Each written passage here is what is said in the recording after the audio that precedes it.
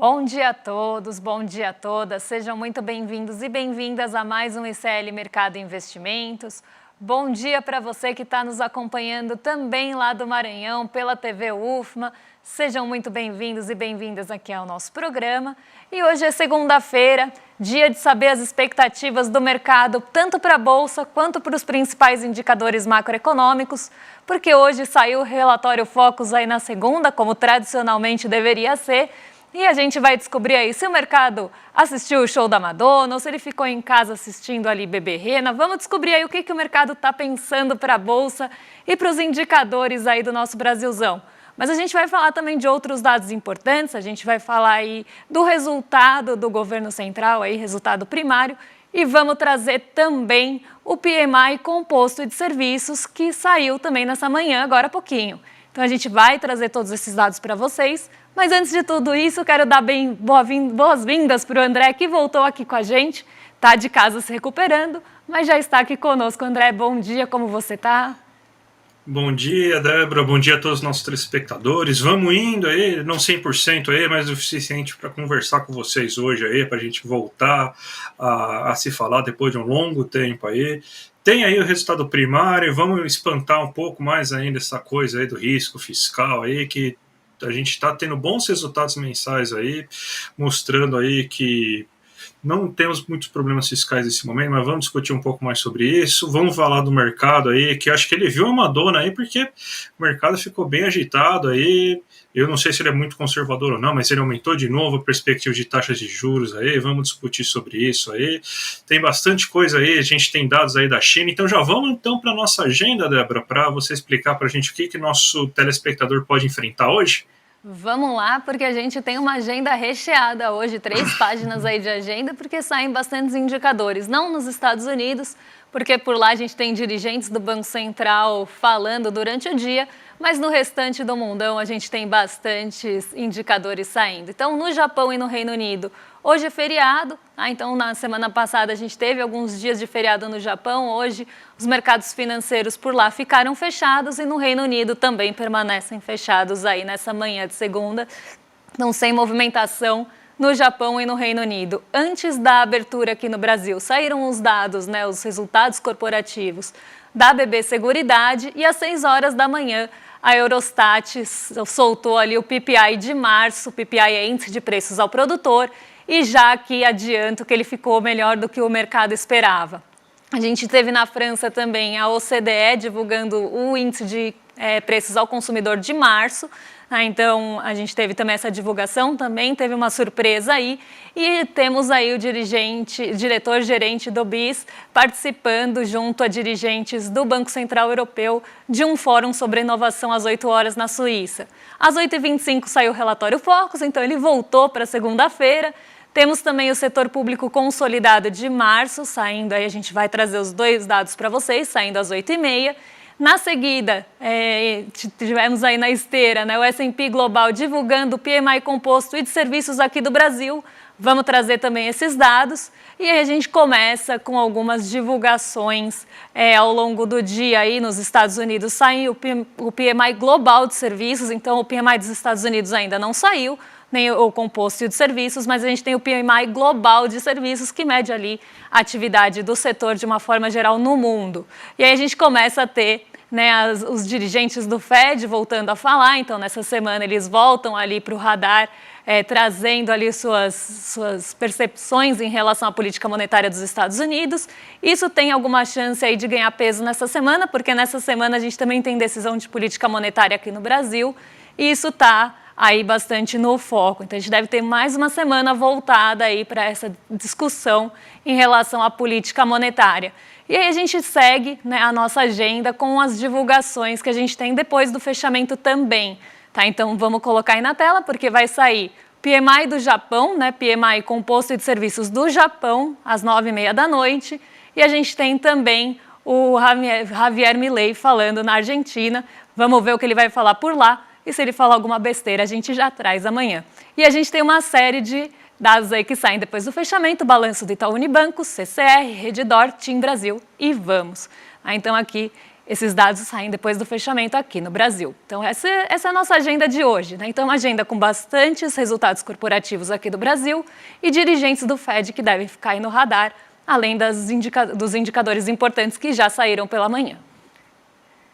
Então, agora colocar aqui na tela para vocês, gente, a notícia que a gente sugere todo santo dia aí para vocês já iniciarem a sua manhã aí bem informados, para vocês já saberem aí o que vocês podem esperar. A gente está voltando de uma semana aí que teve taxa de juros dos Estados Unidos, então temos algumas situações que foram conturbadas semana passada aí, mas parece que estamos recuperando, né, principalmente aí com alguns dados da China aí que foram bem positivos, né, em relação a custos de empréstimos, né, Débora? Você pode falar um pouco melhor aí sobre isso para a gente?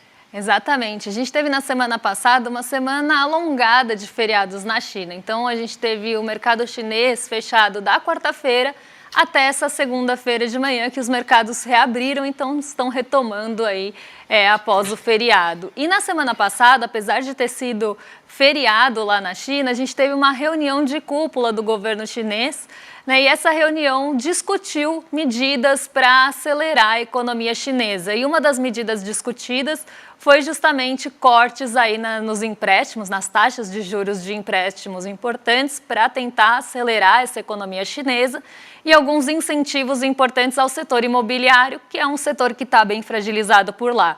E teve uma discussão bem aí aprofundada em relação a medidas que possam acelerar a economia chinesa nesse ano, para que ela consiga ali cumprir as metas de crescimento ou até mesmo superar essas metas de crescimento, uma vez que isso foi colocado em xeque ali pelo mercado, quando as metas de crescimento da China foram divulgadas, o mercado olhou para isso e olhou com bastante desconfiança que elas poderiam ser cumpridas. Então, o governo chinês teve essa reunião ali ao longo da semana passada, que a gente teve o feriado, e aí nessa semana a bolsa chinesa reabriu, e reabriu aí com uma alta importante, então eu vou colocar aí na tela. A gente teve o Xangai Composto subindo 1,19 hoje, então teve ali uma liderança da bolsa chinesa no continente asiático, e essa possibilidade de aceleração no crescimento da China levou as commodities para cima. A gente tem o minério de ferro fechando em alta de 2,63 hoje em Dalian, que pode trazer um impulso aqui para o nosso Ibovespa. Então, a gente vê aí o terceiro gráfico que vocês estão vendo no cantinho, é o índice de commodities do S&P, que está mostrando aí que as commodities estão em alta. E desde antes da abertura, a gente já esperava que esse movimento de alta das commodities, porque o petróleo caiu bastante na semana passada e passou a se recuperar nessa manhã, pudesse impulsionar a nossa alta do Ibovespa. Então, hoje a gente tem um dia aí bastante interessante, porque a gente tem alta do Ibovespa, mas a gente também tem alta do dólar. Isso muito respondendo a esse movimento mais otimista que veio da Ásia, e também a gente teve um dia otimista na sexta-feira, tanto aqui quanto em Nova York.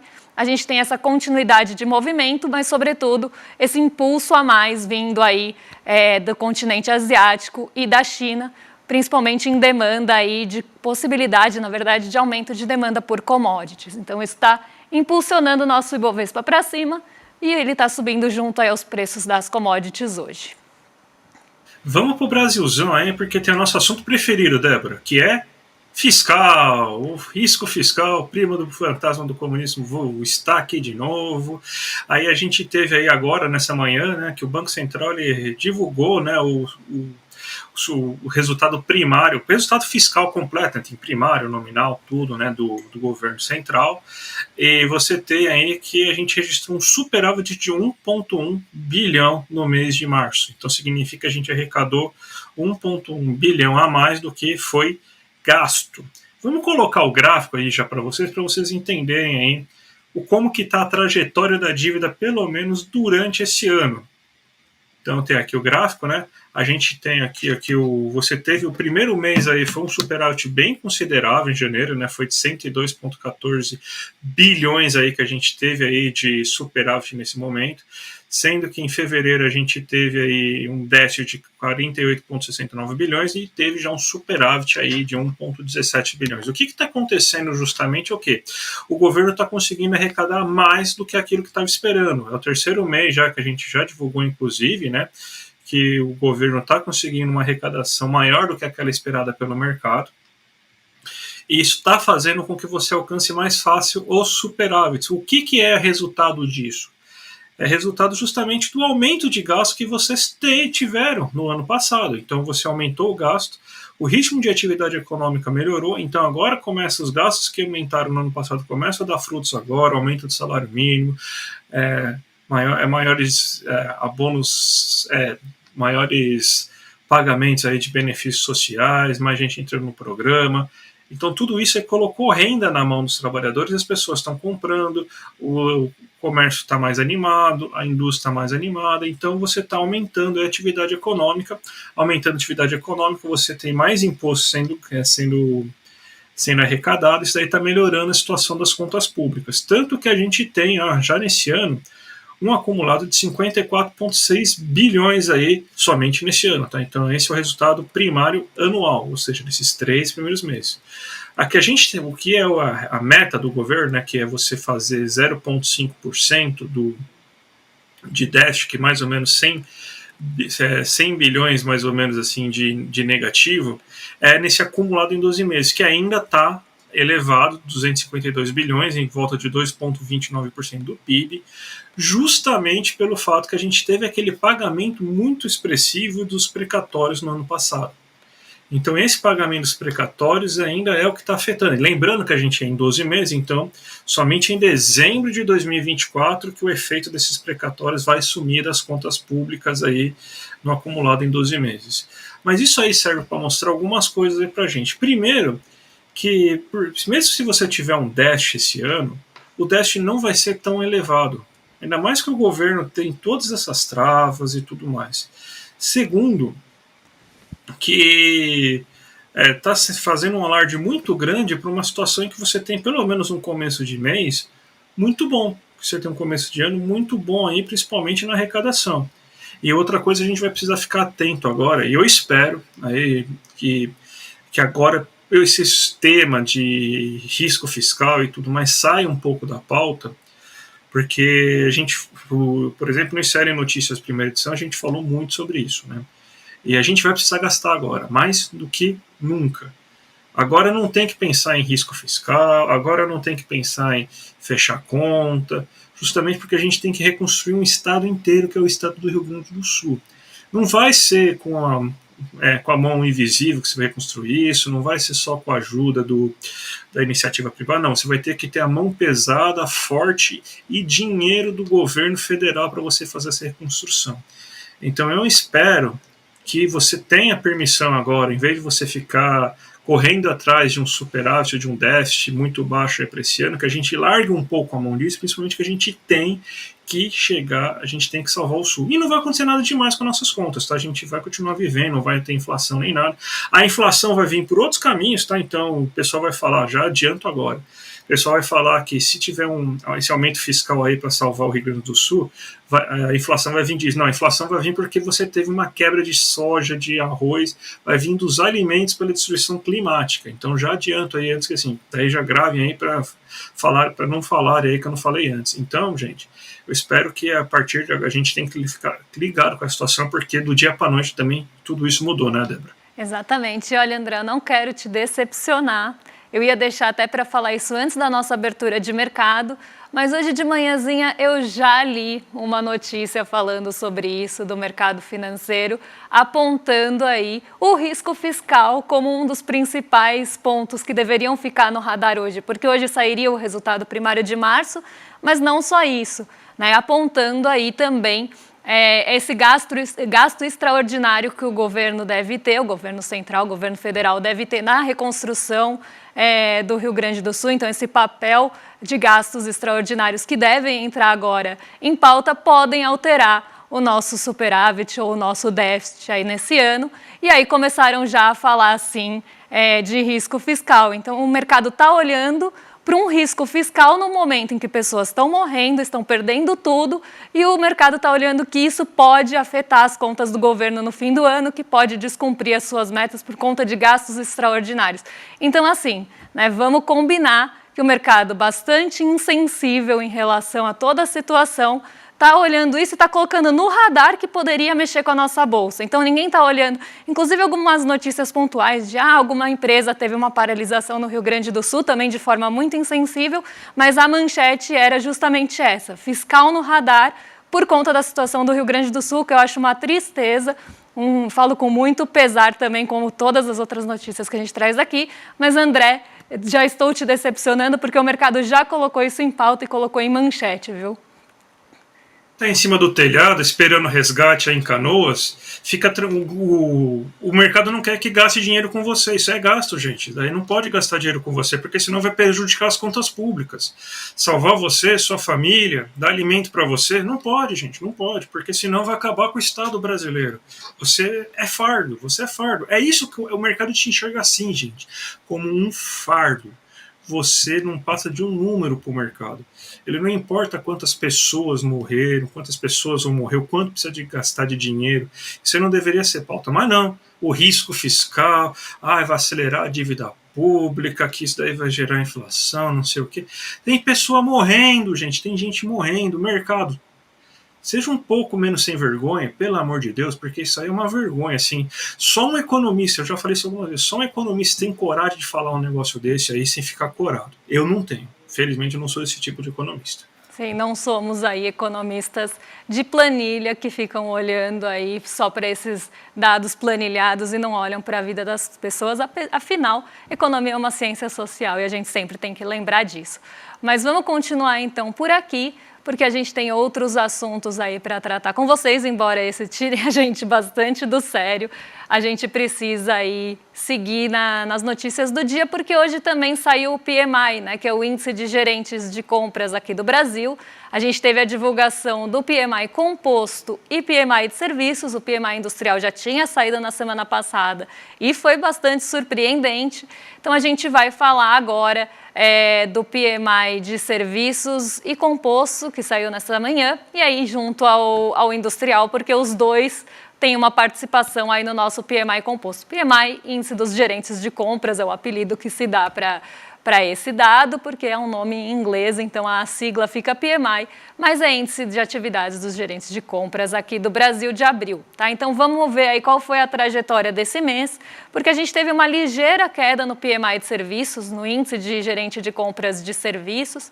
Ele caiu a 53,7 pontos, foi uma variação pequena, tá? E quem segurou o PMI composto, que vocês estão vendo aí, que ficou praticamente estável nesse mês, mas com uma ligeira queda em 54,8 pontos, foi justamente o PMI industrial, né? O PMI industrial, ele subiu bastante, ficou bem acima ali do esperado, está acima dos outros índices dos gerentes de compras, algo que a gente não vê aqui no Brasil há muito tempo, né? O PMI industrial, aí, então a atividade, né? A aceleração do setor industrial puxando os outros, né, na verdade, puxando o PMI composto para cima, algo que a gente não via há muito tempo. Se vocês acompanharem a linha verdinha, que é a linha do índice dos gerentes de compras do setor industrial, a gente sempre vê que ele fica abaixo dos demais e por muito tempo ficou abaixo do limite de 50, apontando contração do setor.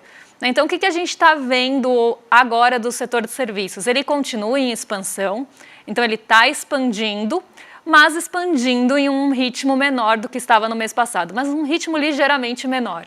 O PMI composto, que é uma composição entre o industrial e o de serviços e que dá uma ideia de como está indo a economia ali como um todo, lembrando que aqui a gente está falando de termômetros, tá? Então essas são perspectivas, a gente vê que o PMI composto ficou praticamente estável e não caiu mais justamente por conta do setor industrial. Então, vamos pensar assim, a nossa atividade econômica, de uma forma geral, ela ficou andando de lado nesse mês, teve uma ligeira queda, mas andou de lado e só não caiu mais por conta da atividade de serviços. Então, ela está expandindo, mas está expandindo ali vamos pensar na mesma velocidade que estava no mês passado. Já o industrial está expandindo em uma velocidade maior do que no mês passado. E aí, quando a gente olha, eu fiz um gráfico aí para vocês verem, né, comparação mês contra mês e comparação ano contra ano, a gente vê aí nitidamente que o PMI industrial, que é o índice de gerente de compras do setor industrial, subiu 8,8 pontos em relação ao ano passado e 2,30 pontos em relação ao mês passado. Então foi aí uma alta bem impressionante, algo que a gente não via no setor industrial há bastante tempo, mas ainda temos uma alta do PMI composto em relação ao ano passado, nesse mês de abril, mas tivemos uma ligeira queda do setor de serviços em relação ao ano passado, então nessa expectativa de crescimento, um crescimento um pouco mais desacelerado do que a gente tinha no ano passado. Quando a gente olha no mês, a gente vê que o reflexo é muito parecido, só que a gente tem uma queda do PMI composto, como eu falei, ele andou praticamente de lado, porque o setor de serviços desacelerou com um pouco mais de força. Então foi justamente essa aceleração do setor industrial que vocês estão vendo aí no mês de 2,30, que conseguiu fazer com que o PMI composto caísse, né, tivesse uma desaceleração de ritmo de só 0,30 nesse mês.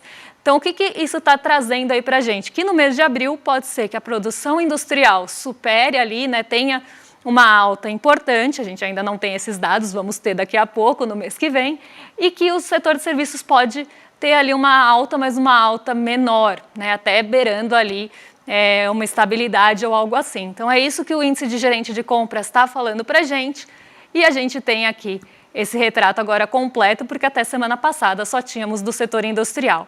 Mas vamos seguir por aqui porque tem focos, né, André? E parece que o mercado aí passou um fim de semana ótimo, assistiu o show na televisão, ou foi para a praia, vai saber, né? Mas aí tivemos um relatório focos aí com um pouco de mudança, né? Vamos falar rapidinho, né? Porque o tempo está acabando, já a gente tem que fazer a abertura de mercado daqui a pouco, né?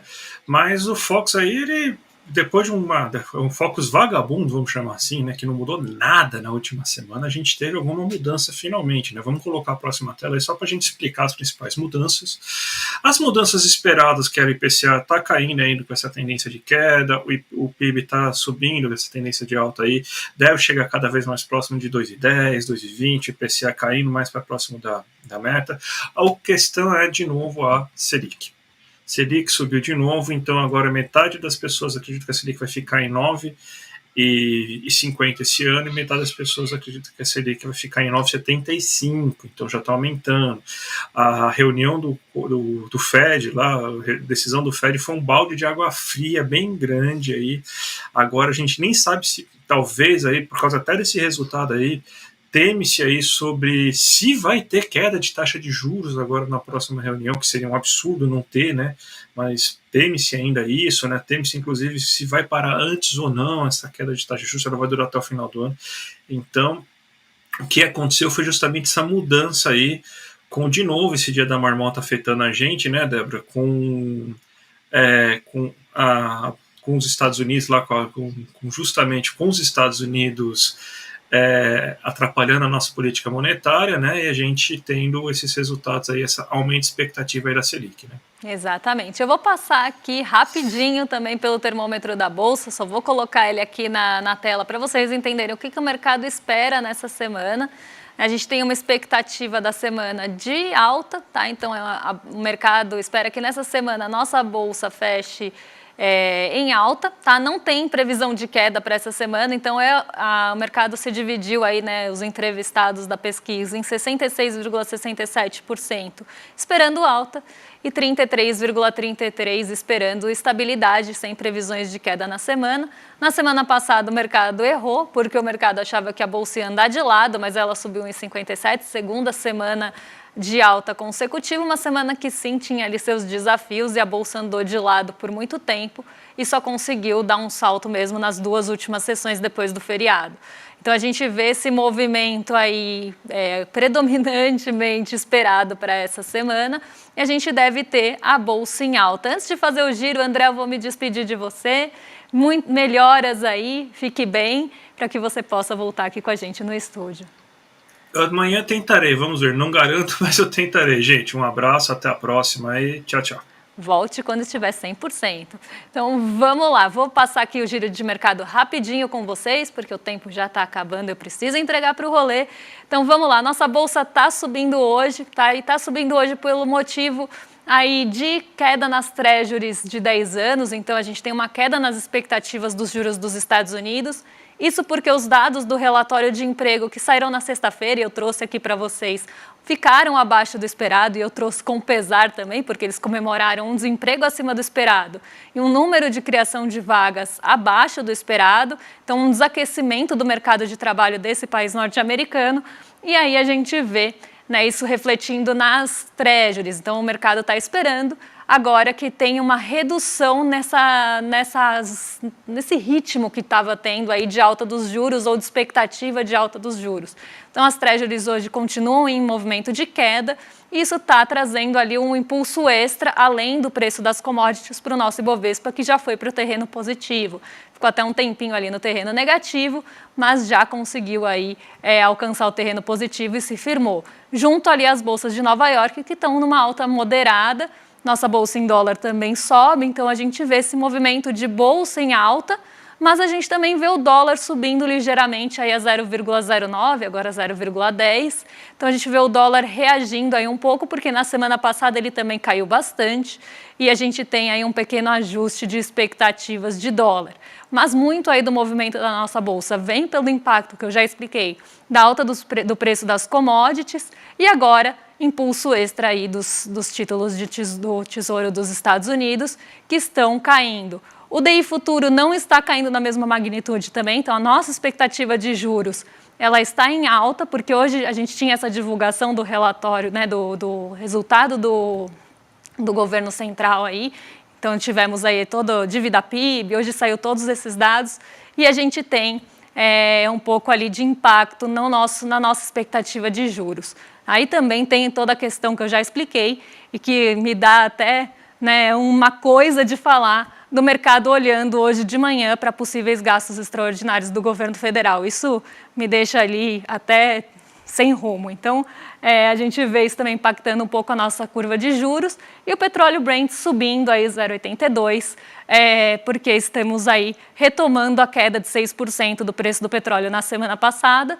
o que traz aí um impulso também extra para o nosso Ibovespa. Então, a gente tem um dia majoritariamente de alta, né? Xangai Composto subiu bastante, Nikkei 225 ficou fechado e a gente tem um dólar que não está cedendo ali junto com a alta da Bolsa, que é o movimento mais esperado. Tá? Então, esse é o nosso retratão aqui da Bolsa nessa manhã. Lembrando que tudo pode mudar de direção à tarde, quando os dirigentes do Banco Central dos Estados Unidos passarem a falar. Se eles jogarem um balde de água fria aí no mercado, pode ser que essas treasuries que estão no negativo vão para o positivo. E eu não posso me despedir de vocês e passar para o rolê antes de lembrar que as votações do ICL Tank estão abertas. Então, a gente teve mais de 1.200 aí, inscrições, tá? E agora vocês podem votar aqui nos projetos, né, que foram ali divulgados, que estão sendo divulgados ali no ICL Tank, para concorrer aí no nosso reality show, que a gente negocia com gente de verdade e não com tubarões. Então, vota aqui, acessa icltank.com.br, vota nos projetos e vamos aí acompanhar como é que vai ser esse reality, que vai ser bem disruptivo, como tudo que a gente faz aqui. Vou entregar para o rolê, estou em tempo, então always on time, já diria a Shanti e Jahuli. Vou entregar para William De Luca e Guga Noblar agora. Vocês ficam com eles a partir das 11h30. Eu volto amanhã, não sei se André estará com a gente, mas eu volto amanhã a partir das 11 horas. Beijão! Você sabe o que você precisa saber para poder investir com segurança e rentabilidade? Pois é, eu criei uma aula que tem exatamente esse nome. Tudo o que você precisa saber para investir com segurança e rentabilidade. Quer uma notícia boa? A aula é aberta e gratuita e vai acontecer ao vivo no dia 9 de maio, uma quinta-feira, às 8 horas da noite. Para você se inscrever é super fácil e rápido também. É só clicar no botão que vai estar aqui junto com esse vídeo e em poucos segundos você vai estar inscrito ou inscrita nessa aula. Vamos embora participar? Uma oportunidade para todo mundo e um tipo de conhecimento que é útil também para todo mundo. Vamos embora!